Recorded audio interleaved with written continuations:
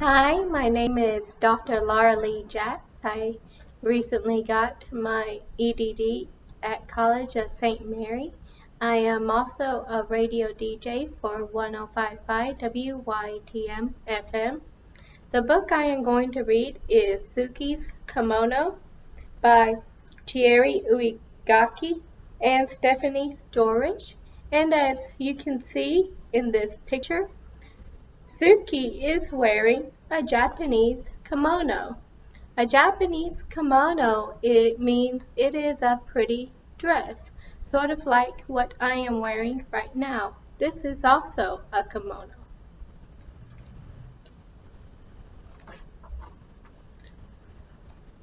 Suki's Kimono is written by Chieri Uegaki and Stephane Jorisch. See this picture with Suki? She is a first grader, and this is with her grandmother. And as you can see the picture, there is something very special. See how Suki looks in this photo? On the first day of school, Suki wanted to wear her kimono. Her sisters did not approve. "You can't wear that," said Mary. "People will think you're weird." "You can't wear that," said Yumi. "Everyone will laugh and no one will play with you." "You need something new, Suki. You need something cool." But Suki shook her head. She didn't care for new. She didn't care for cool. She wanted to wear her favorite thing. And her favorite thing was her kimono. Suki's Abba-chan had given her the kimono. The first time Suki wore it, her Abba-chan took her to a street festival where they slurped bowls of slippery cold somen noodles and shared a cone of crunchy shaved ice topped with a sweet red bean sauce. Oba-chan means grandmother in Japanese, so her grandmother took her to a festival. Under strings of paper lanterns, Suki joined her Oba-chan in a circle dance. She followed her and copied her movements, trying to be as light and graceful. She watched the other women and children who danced, especially those who were dressed in cotton kimonos like her. Later, Suki sat so close to the stage that when the taiko drummers performed "Bom, Bom, Bom, Bom," she felt like she'd swallowed a ball under a thunder and her whole insides quaked and quivered. Before they left the festival, Suki and her Abba-chan stopped at a souvenir stand. There were many things to choose from, but her Abba-chan found the prettiest thing of all, a handkerchief of pale pink linen, decorated with tiny maple leaves and cherry blossoms. When she gave it to Suki, she said, "This will help you remember our day." Now it was time for school. Mother checked Suki's OB1 last time and took a picture of Mary, Yumi, and Suki together by the front steps. Then as she watched, the three sisters made their way down to the block to their school.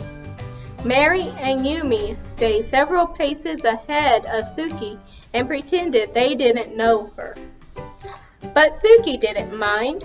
She turned and waved to her mother before she clipped-clopped along in her shiny red gita, feeling very pleased in her fan-patterned blue kimono. Once in a while, Suki would lift her arms and let her sleeves flutter in the breeze.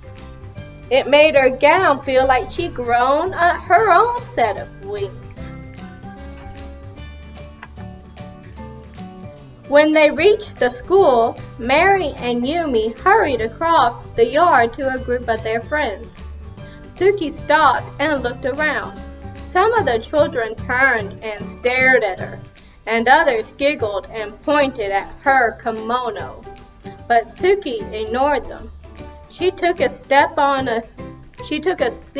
a swing to wait for the bell. A girl dressed in overalls, just like a pair Suki had at home, sat on the swing beside her. "Hi, Suki," said the girl. "Hi, Penny," said Suki. "How come you're dressed so funny?" Penny asked. "Where did you get those shoes?" Suki lifted her feet off the sand and wiggled her toes. "I'm not dressed funny," she said.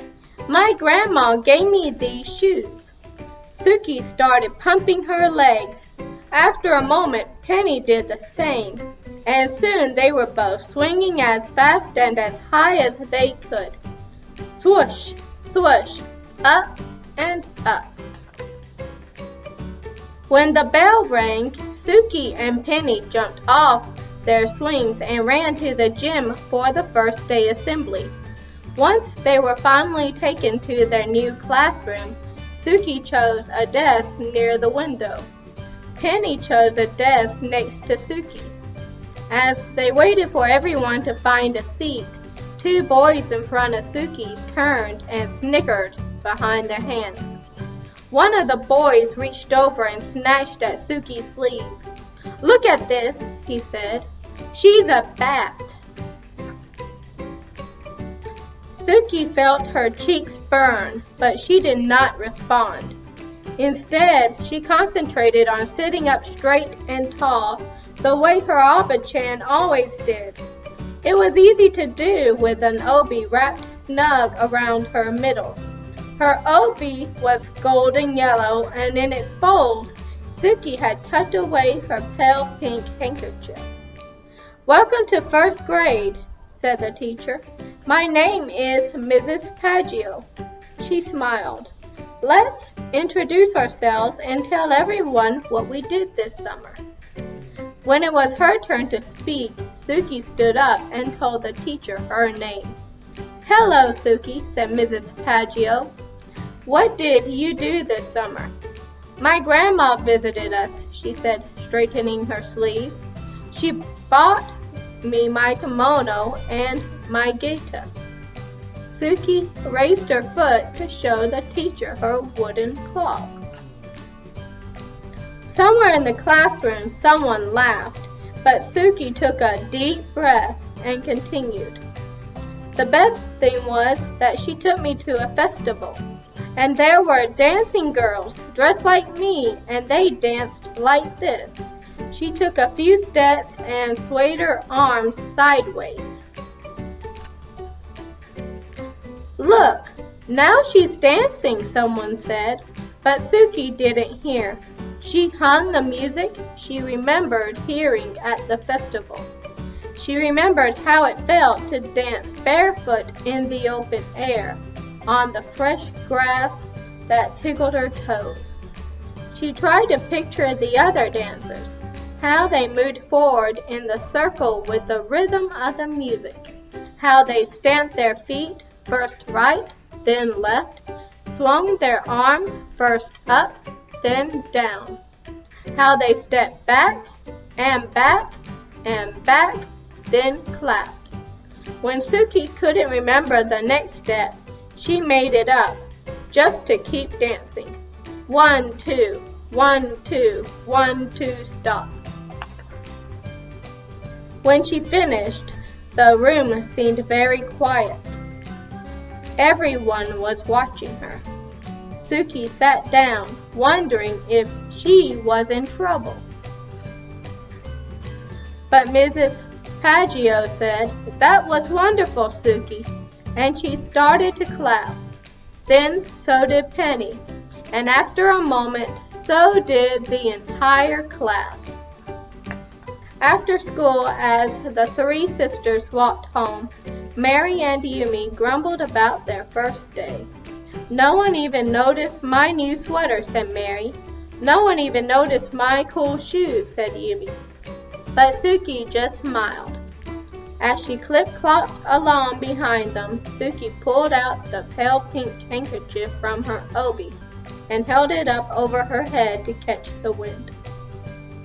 And in her blue cotton kimono and in her shiny red gita, Suki danced all the way home. The end. This book is a realistic fiction book, which means that even though it's fiction, it can happen in real life. And what I really like about this story is that Suki really wanted to show something that was part of her grandmother, something very precious to her that she shared with her grandmother to school. And I thought that was very brave to be different, and how the festival, the moment she spent with her grandmother, was very precious to her. And I really like this book, and that's why it is one of my favorite books. So don't be afraid to be different. Everyone is unique in their own way. Thank you.